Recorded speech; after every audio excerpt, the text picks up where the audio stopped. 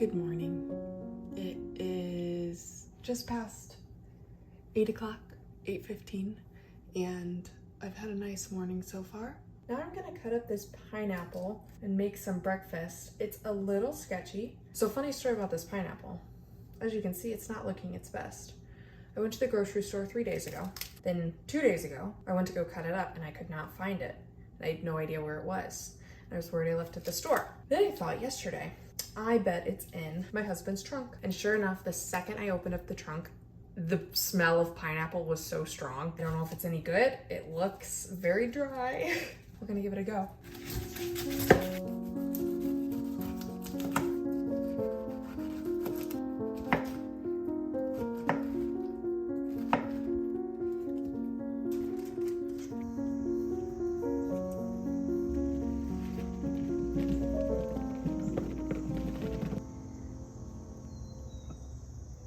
So today I thought I would do something that I have been wanting to do for a while. Every time I go to the library, I always walk past this bookshelf that has all of these books that are wrapped up. You can't see what the book is, what the title or the author or what the cover looks like or anything, but it does have a little description written by the librarians, I assume, of the theme or the genre. I've been wanting to grab one of those and without knowing anything about the book, read it. So often I go into a book and before I've even read a page, I have an idea of whether or not I'm going to like it. And so I want to step back from that a little bit and A, read a book just for the sheer joy of it, but B, also not judge a book by its cover, not judge it before I have even read it. So that's the plan for today. The library opens in about 15 minutes. So once I finish my breakfast, I'm going to go walk over there and then just find a cozy spot to read and film my journey through this mystery book.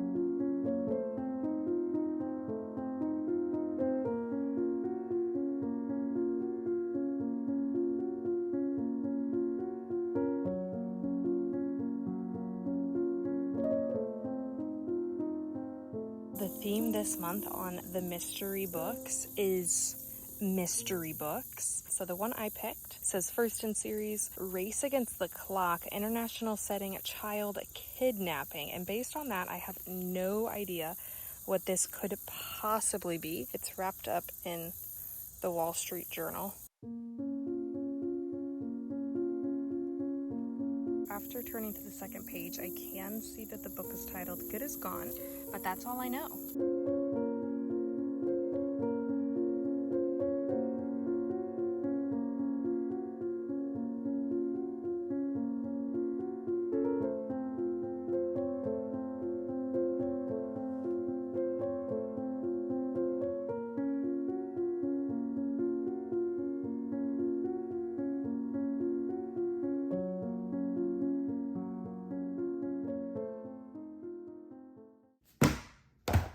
Just finished chapter 5. What I know about this story so far, main character, Simon Fisk. He does fugitive investigations.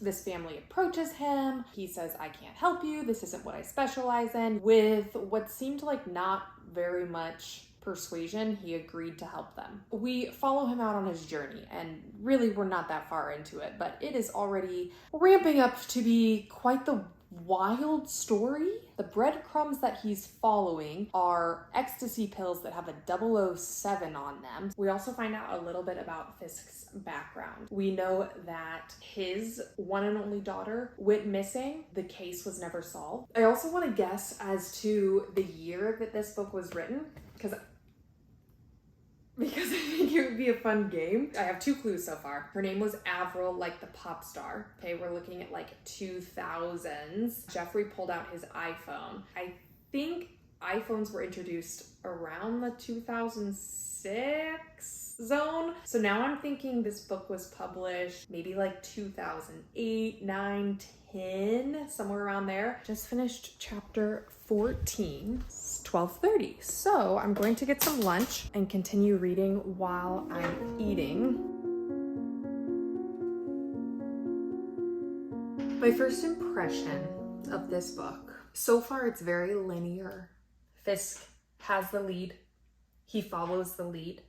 The lead takes him to a new lead, and he just keeps following that.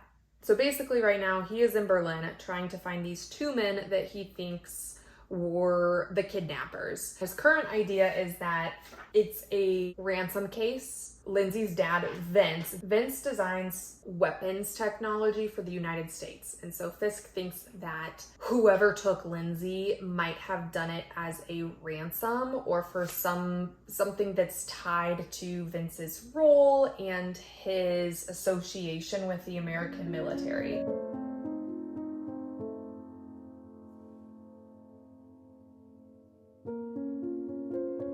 Quick update. Slightly past halfway. As the plot has developed, Fisk has found a lawyer named Dabrowski. He went to the law office to get some information from him. Dabrowski wasn't there. He met another lawyer named Anna. Unsurprisingly, he was able to pretty easily convince her to give him the information that he was looking for. That seems to be a pretty common theme. He can get the information that he needs very quickly with minimal persuasion. Then the plot thickens even further. Anna is taken. A couple of predictions so far.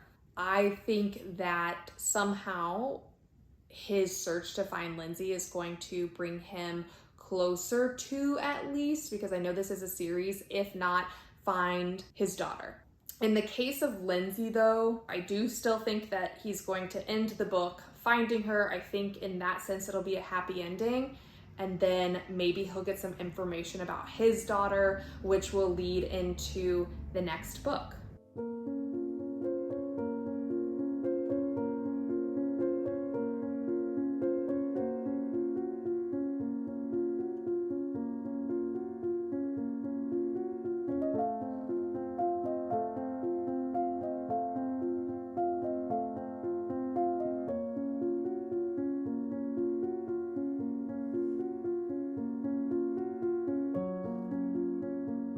Page 206 update. I feel like we finally hit the first dead end where it was like, Fisk was like, I literally do not know where to go from here, which was a nice change in pace. It didn't last long, of course, because Anna's brother called him with some new information that is leading them to their next location. The story continues. I still have about 90 pages left. I'm going to read as much of it that I can tonight. I'm gonna get a scenery change. I'm going to go possibly to the downtown library, possibly to a park.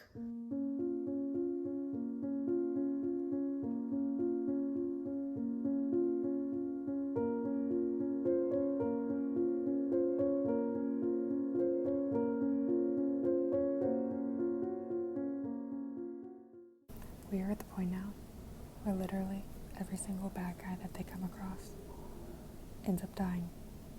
They're killing everyone. It's getting darker.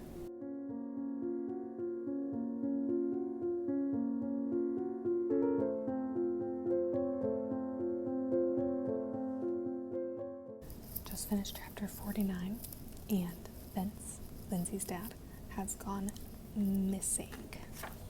I have less than 40 pages left, but it is getting dark, so I'm gonna head home and see if I can't finish this tonight.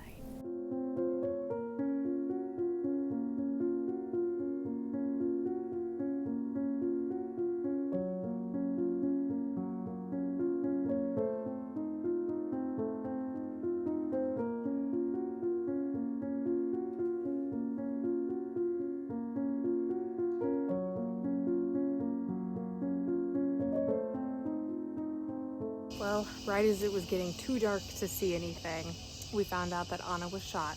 So now I gotta go see whether she survives or not.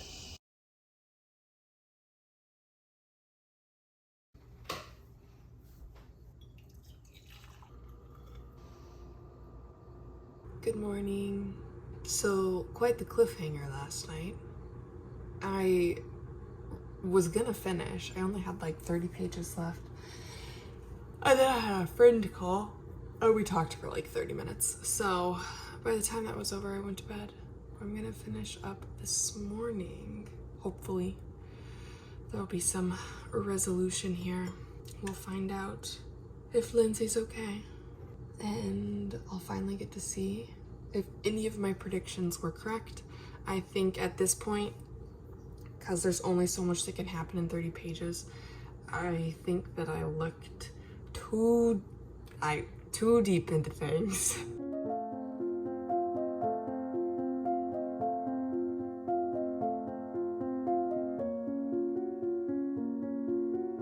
Plot twist. Lindsay's pediatrician back in the United States is also a doctor in Belarus who has a daughter who needs a heart transplant, who has a rare type of blood, which we also know Lindsay has a rare type of blood. So now we have added the doctor to our suspect list. Maybe he's behind it all. He kidnapped Lindsay to take her heart and give it to her daughter. I don't think that's actually what happened, but that's what we're being led to believe right now. Oh, okay, not the pediatrician, but the pediatrician's brother. He's made it into the room. There's 2 girls on the operating tables. Ooh, the doctor called him by name. He knows who he is. He found Lindsay. Ooh, the doctor's claiming that Lindsay's dad is a traitor and that he's selling company secrets. So the doctor's justifying this kidnapping of Lindsay and stealing her heart, basically, because her parents are terrible. It's hard to empathize with.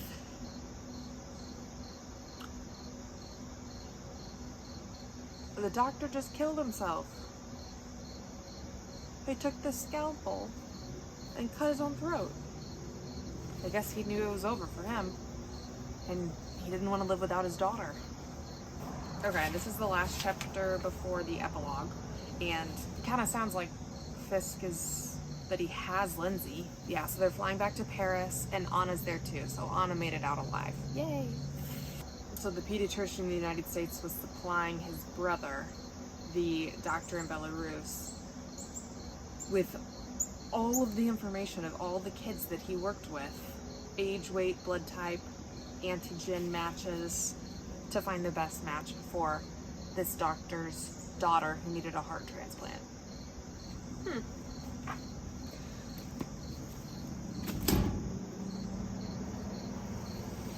So I was definitely wrong on a lot of fronts. There was no mention of Fisk's daughter. I was really hoping something was gonna happen with that, and that never did. All right, I am going to go get some breakfast. Then it'll be time to do the big reveal. All right, final thoughts. It was a quick read. It kept you wanting to know what was next. It was a page turner. I would not have picked this up off the shelf if it hadn't been wrapped up and been a mystery. It was very heavy on the adventure, on the fighting, on the killing. Usually I would not choose a book that sort of sits in that genre, but I'm glad that I did. I'm glad that I tried it. Although I was very wrong about how things were going to turn out, I did enjoy the progression of events. I wish that it had a little more twists and turns and it wasn't as linear, but I still enjoyed it. So now it's time for the reveal, and I'm gonna make my predictions. I'm gonna go on Goodreads and actually see the average rating and also the publication date. My prediction is the average rating is going to be about 3.6. Wow, there's a lot of books called Good Is Gone. Simon Fisk, #1. So I guess the series is called Simon Fisk. 3.69 average rating. I said 3.6, I think. That's good. I think this book was published in 2011 based on the clues that I found about like current events and technology and American culture. 2011 is my guess. Okay, looks like Good Is Gone was published in 2013. So I was just a couple years early. Now I want to know what happens in the other books. I'm not gonna read the rest of the series. 4 books in the series. I'm just gonna look up and see what happens, because I really want to know if any more information comes to light about his daughter. Okay, book number 3. 12 years after a kidnapping destroyed former U.S. Marshal Simon Fisk's family, he is newly determined to find the people responsible for taking his then 6-year-old daughter. And then at last, he gets a break in the case. And that's it. I hope you enjoyed this mystery reading vlog, and that's all for now.